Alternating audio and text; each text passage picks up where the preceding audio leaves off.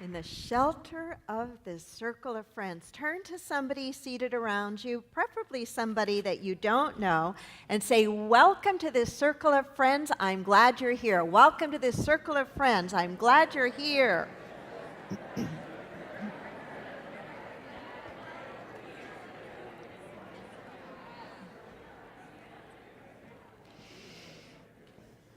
Welcome to this circle of friends. I'm glad you're here. I am glad you're here. If it were not for a friend, that friend happened to be my grandmother, but she really was my friend too.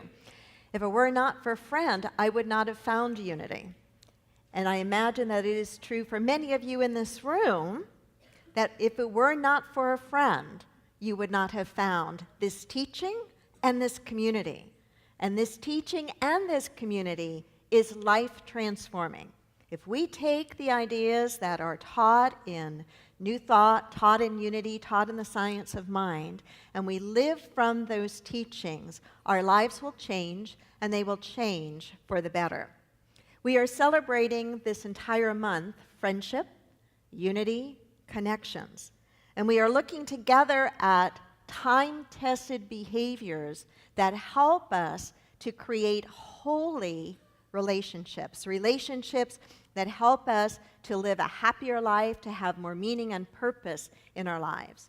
I know that there are any number of you here today that are here for the very first time, and a very warm and very special welcome to you on this Friendship Sunday month. We are part of the Unity movement. Unity was founded in the late 1800s by Charles and Myrtle Fillmore. Very simply put, unity is a way of life. It is a positive path to spiritual living, a positive path to spiritual living. We recognize and honor the ancient wisdoms in all the world's religions. We seek to look at those teachings and those concepts, that perennial wisdom, and to look at how we can make it relevant and practical in living our lives today. In Unity, we believe that there is one presence and one power, called God by some, but called by other names by others, that this presence and power is absolute good, that it is a benevolent presence. We believe as well that we are expressions of this one, that all that God is resides in us as well, and that we are called into this life experience to live from the awareness of our connection with that one presence and to reveal more of that one presence and all the goodness of it in our day-to-day living. We believe in Unity that we are born in original blessing, not original sin, that we are born right the first time, that there's nothing wrong with us at all. And you can applaud to that, because not every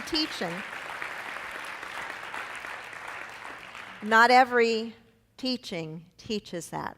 But we are born in original blessing. And we also teach that we can be conscious co-creators with this presence, this power that we call God in our lives.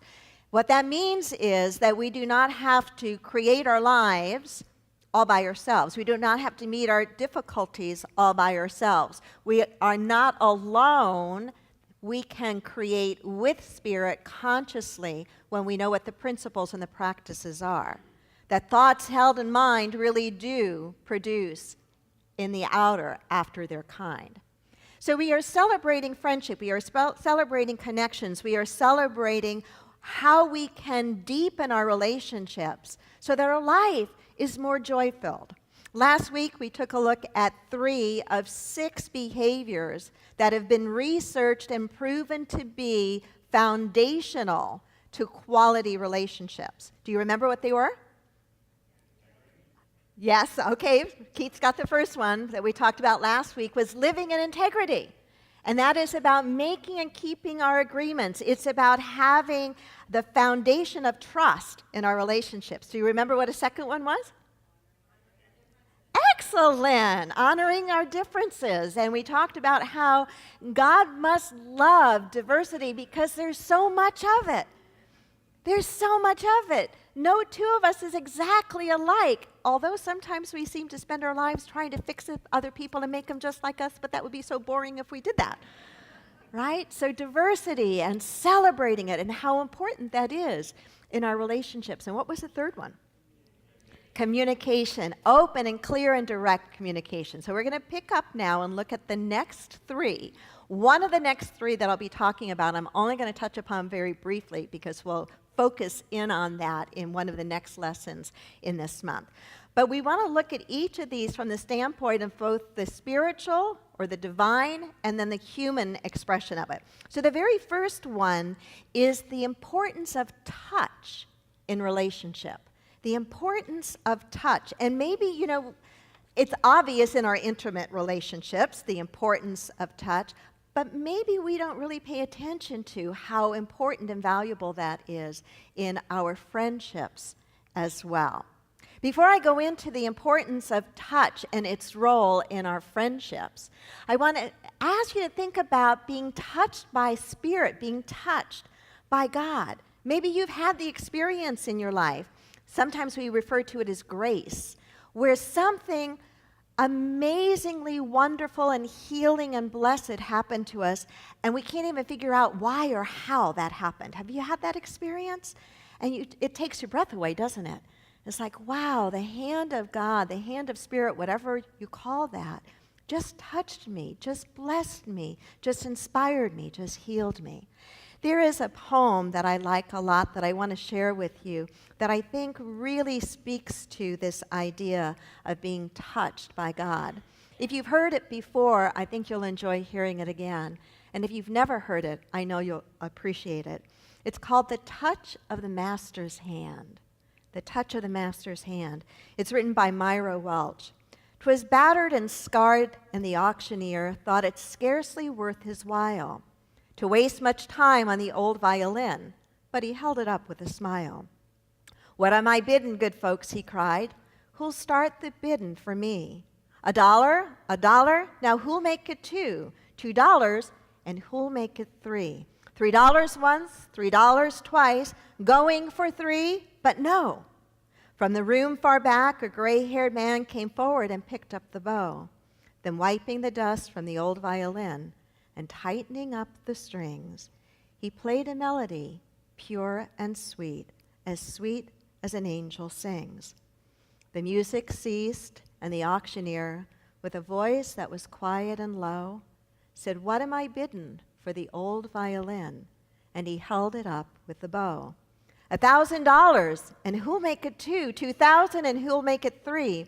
$3,000 once, $3,000 twice, and going now and gone. The people cheered, but some of them cried, we do not quite understand. What changed its worth? The auctioneer replied, the touch of the master's hand. And many a man with life out of tune and battered and torn within is auctioned cheap to a thoughtless crowd, much like the old violin. A mess of pottage, a glass of wine, a game, and he travels on. He's going once and going twice, he's going and almost gone. But the master comes, and the foolish crowd never can quite understand the worth of a soul and the change that's wrought by the touch of the master's hand.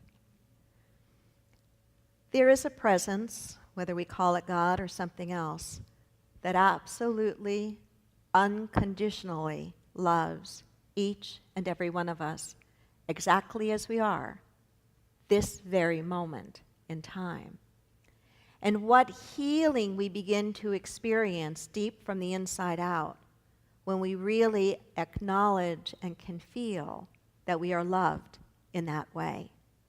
It is a kind of love, the kind of energy that then prompts us from a healthy place within to do whatever healing work we might need to do, whatever growing work we might need to do, but not from a place of guilt and not from a place of shame, but from a place of really being touched and really knowing our worth and that we are loved. On the human level, touch is so important.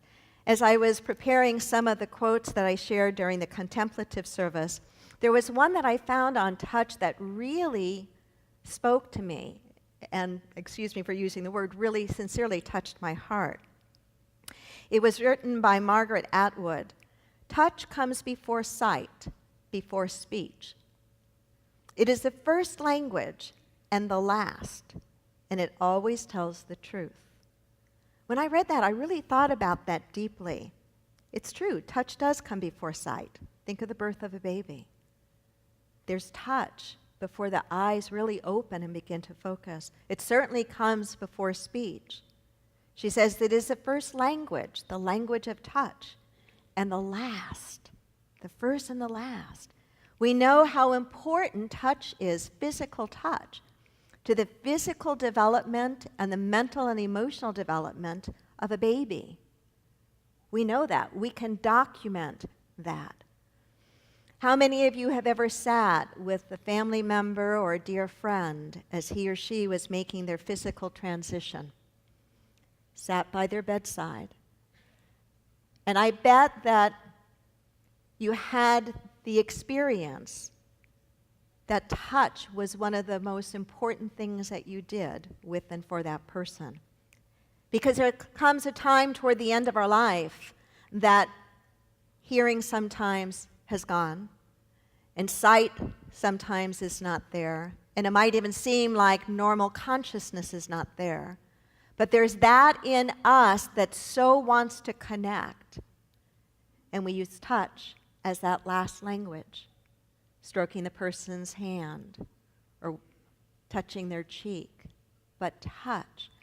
There's a lot of research now. This just cools me that we are living in a time that so many of the things that we have taught and talked about in unity since the 1800s are now being studied and documented. Not that I personally ever needed it to be studied in an empirical way and documented, but it's kind of nice that it is.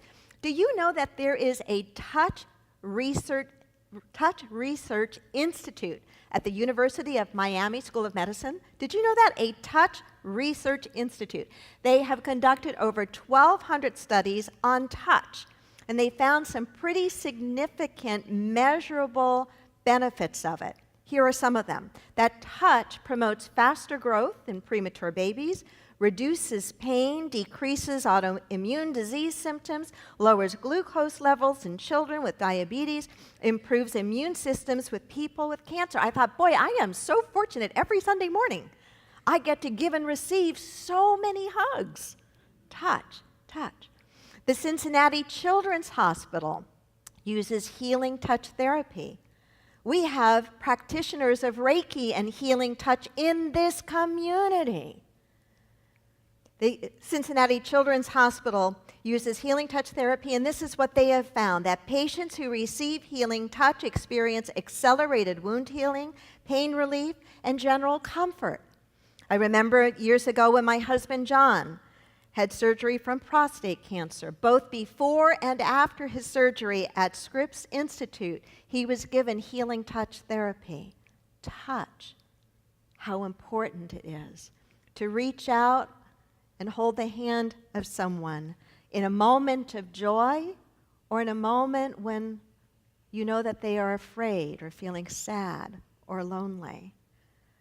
Perhaps you've had the experience of being in such a difficult situation in your life where you were doing everything you possibly could to hold it together, and a friend could see your pain even if you weren't speaking it and gave you a hug, and you probably melted emotionally into that hug and had the release of tears and feeling that probably needed to come out. Touch. The second, and this is the one I'm only going to speak to very, very briefly because I'll speak to it at length either next Sunday or the following, is the importance of being acknowledged and appreciated.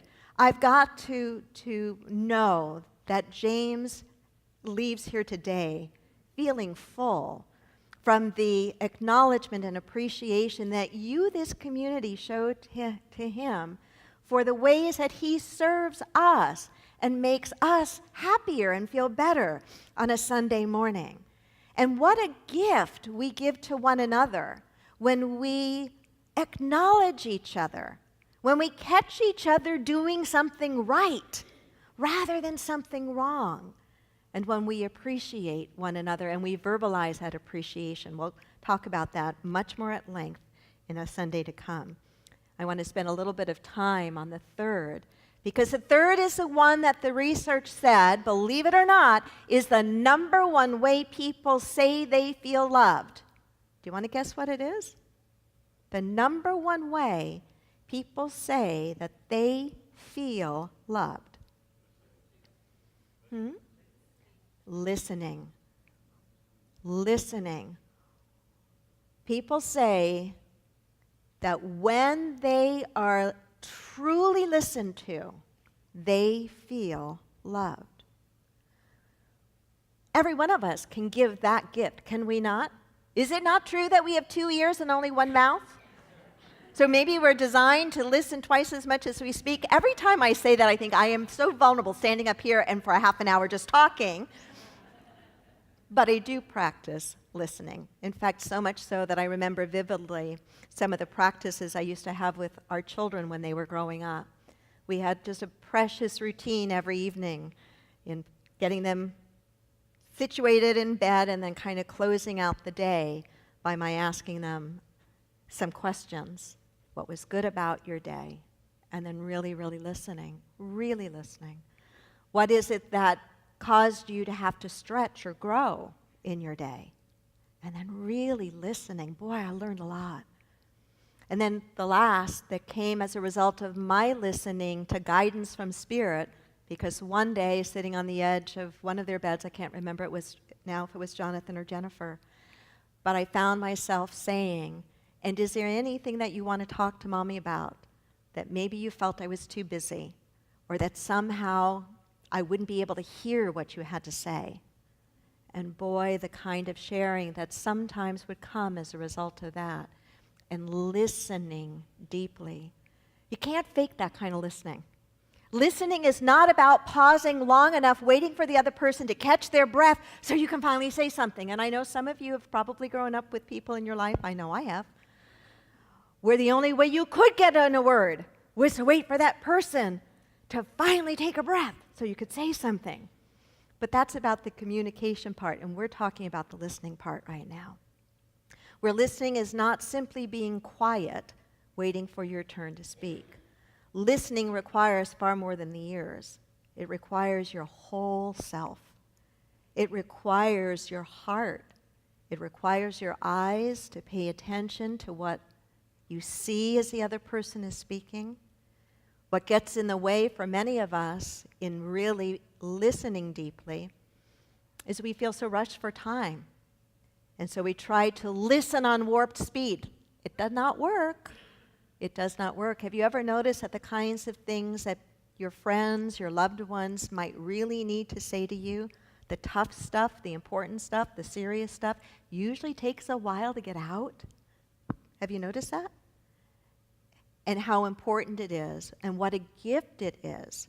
It's really a gift of love to be able to listen that way with your full presence and your full being, and not once they've shared to say, oh yes, and something like that happened to me too, and then you're off with your own story. That's not the kind of listening that the research found was a listening that people identified as the way that they feel most loved.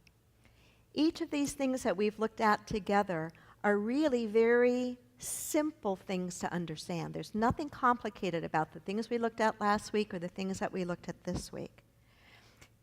The complication, if you will, is the decision to practice and to do it consistently, and to be patient with ourselves when we notice that we have kind of fallen off the wagon, so to speak, and we've forgotten, and to say, wait a minute, my relationships are important to me. I'm going to turn back up my practice.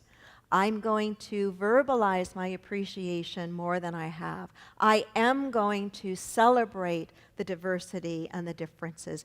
I am going to make and keep clear agreements. I am going to remember the power of touch to heal and to uplift and to support.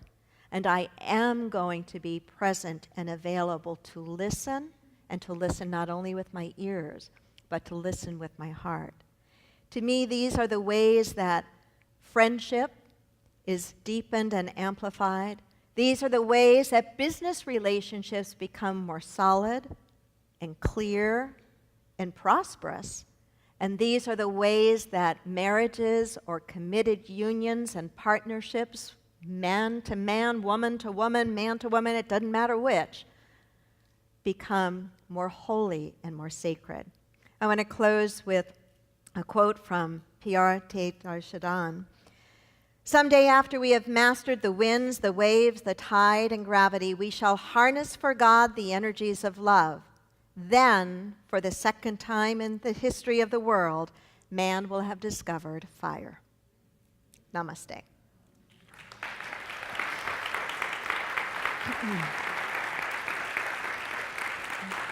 Thank you. Thank you. Thanks.